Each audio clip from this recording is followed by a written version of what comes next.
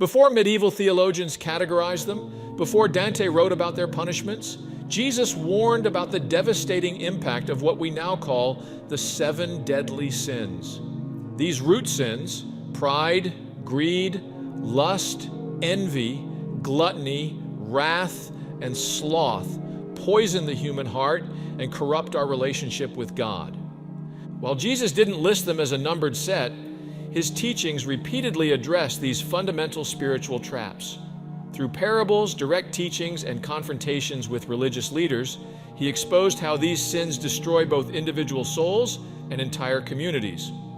Modern culture often trivializes these sins, treating them as minor character flaws or even celebrating them as virtues.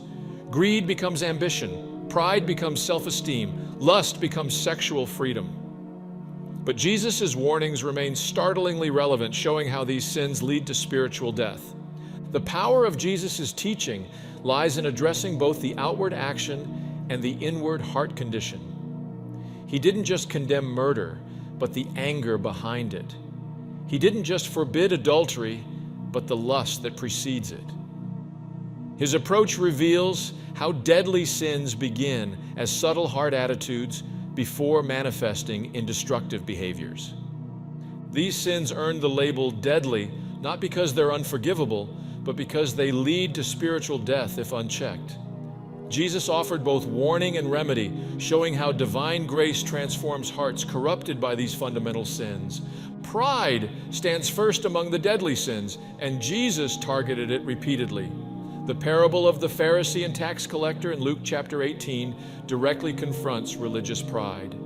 The Pharisee, standing proudly, thanks God he's not like other sinners. Meanwhile, the tax collector humbly beats his breast, asking for mercy. Jesus declares the humble tax collector justified rather than the proud Pharisee. Jesus' harshest words often addressed pride, particularly among religious leaders. Whoever exalts himself will be humbled, and whoever humbles himself will be exalted. He warned about those who love prominent seats and public recognition, revealing how pride corrupts even genuine religious devotion. Greed receives similar attention in Jesus' teachings. The rich young ruler's encounter exposes how wealth can grip the heart. When Jesus tells him to sell everything and give to the poor, the man leaves sorrowful. The problem wasn't wealth itself, but its hold on his heart. Jesus follows with the famous statement about camels and needles' eyes. The parable of the rich fool further illustrates greed's deadliness. A man focuses on building bigger barns for his wealth, only to die that night. So is he who lays up treasure for himself, Jesus warns, and is not rich toward God. This reveals greed's ultimate futility. It focuses on temporary treasure while neglecting eternal worth. Lust gets addressed most prominently in the Sermon on the Mount. Jesus radically declares that looking with lustful intent equals adultery in the heart. This teaching exposes lust's root, not just wrong actions, but corrupted desires. His solution seems extreme. Better to pluck out an eye than let lust destroy the soul. These first 3 deadly sins share a common thread in Jesus' teaching. They all involve disordered desires. Pride craves inappropriate exaltation, greed desires excessive material goods, and lust seeks pleasure outside God's design. Jesus shows how each sin distorts something good into something destructive. Envy appears vividly in Jesus' parable of the workers in the vineyard. When workers hired last receive the same wage, those who worked longer become envious. Their complaint, "You have made them equal to us," reveals envy's core, resentment at others' blessings. Jesus' response exposes envy's irrationality. Is your eye evil because I am good? Gluttony extends beyond mere overeating in Jesus' teachings. He warns about those who live for physical pleasure, like the rich man who feasted sumptuously while ignoring Lazarus. The sin lies not in enjoying food, but in allowing physical appetites to dominate life. Man shall not live by bread alone, Jesus declares, pointing to proper priorities. Wrath receives particular attention in the Sermon on the Mount. Jesus equates angry words with murder, showing how wrath destroys both victim and perpetrator. His command to love enemies directly confronts wrath's destructive power. The parable of the unforgiving servant reveals how wrath contradicts the mercy we've received from God. Sloth appears not just as laziness, but as spiritual apathy. The parable of the talents condemns the servant who buried his talent rather than using it.